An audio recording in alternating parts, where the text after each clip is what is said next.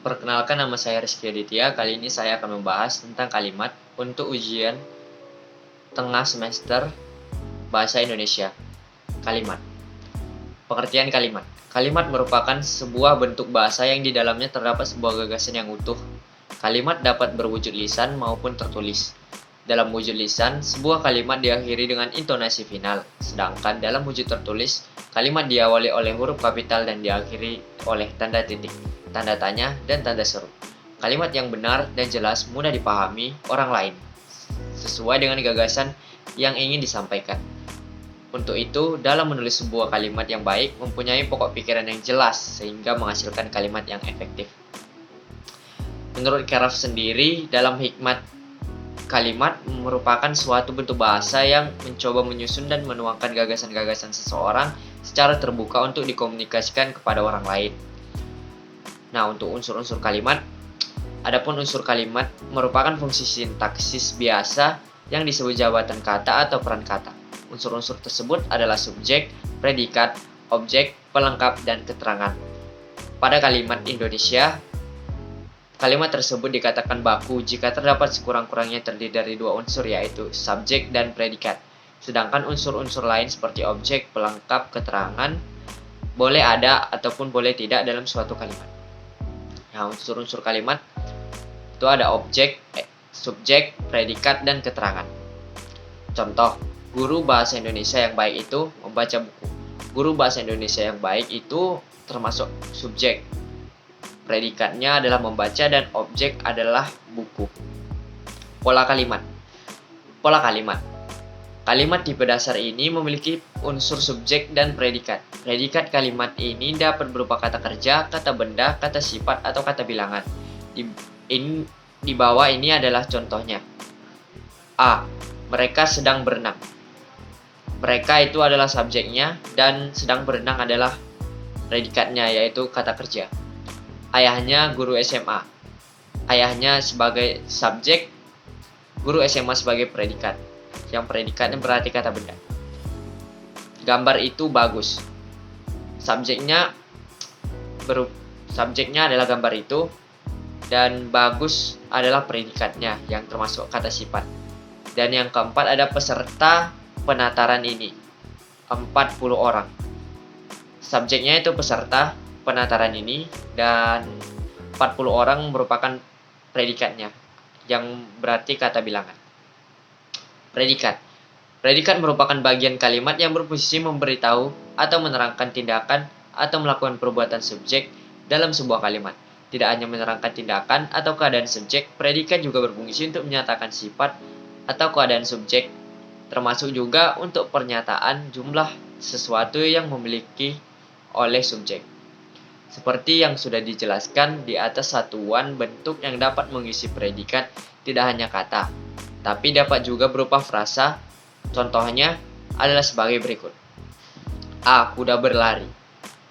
B. Perempuan cantik sekali. Keterangannya, pada kalimat kuda berlari memberitahu pekerjaan si kuda.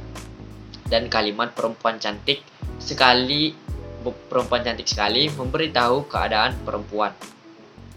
Yang ketiga ada objek. Objek merupakan bagian kalimat yang menjadi sasaran tindakan subjek dan melengkapi fungsi predikat. Dalam kalimat pasif, objek dapat berfungsi sebagai subjek. Perhatikan contoh berikut ini.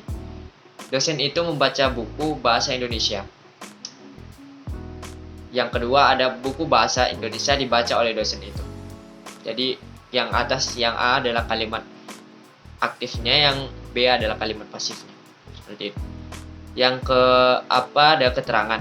Keterangan merupakan bagian kalimat yang menerangkan lebih lanjut tentang subjek, predikat, dan juga objek dalam sebuah kalimat. Contohnya, mahasiswa mengikuti ujian akhir semester pagi itu. Frasa sore itu pada kalimat di atas berfungsi sebagai keterangan yang berbentuk frasa nomina.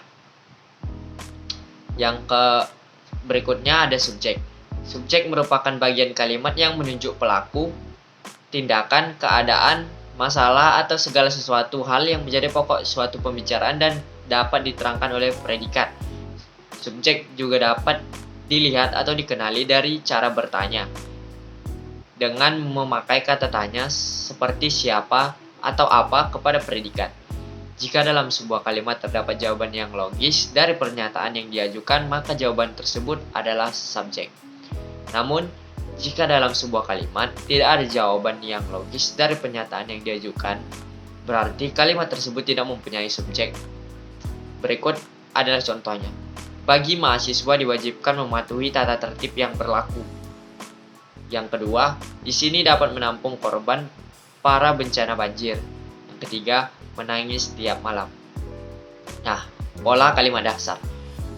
Pola kalimat dasar itu ada 4: SPO, SPK, SP, SPOK. Jenis-jenis kalimat.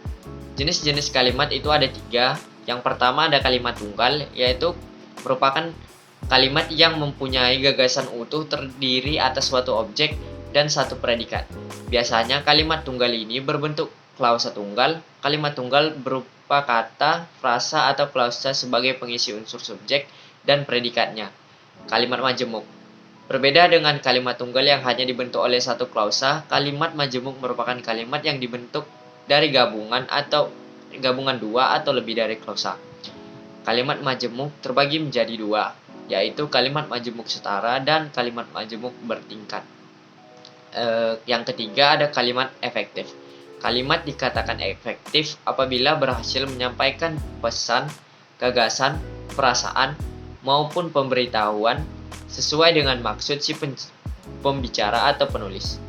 Untuk itu, mengirim suatu pesan tersebut harus memenuhi syarat sebagai kalimat yang baik, yaitu strukturnya benar, pilihan katanya tepat, hubungan antar bagiannya logis, dan ejaannya pun harus benar.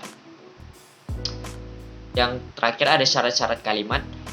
Syarat kalimat yaitu menulis kalimat efektif tidaklah mudah seperti yang kita bicara pada kegiatan kita selama sehari-hari. Dalam menulis sebuah kalimat efektif, kita harus memperhatikan syarat-syarat yang membentuk kalimat itu agar menjadi efektif.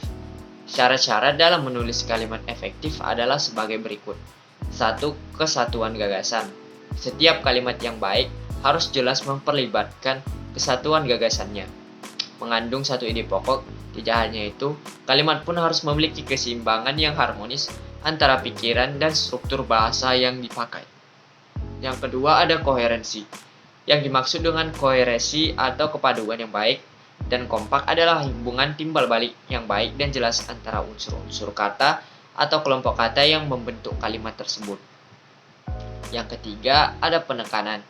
Dalam bahasa lisan, kita dapat mempergunakan intonasi, gerak-gerik, dan sebagainya untuk memberi tekanan pada sebuah kata. Sedangkan dalam bahasa tertulis, hal tersebut tidak mungkin dilakukan. Namun, penekanan kata dalam kalimat dapat menggunakan cara-cara seperti bawah ini. Yang pertama, mengubah posisi kata, frasa dalam kalimat. Yang kedua, mempergunakan repetisi kata atau frasa.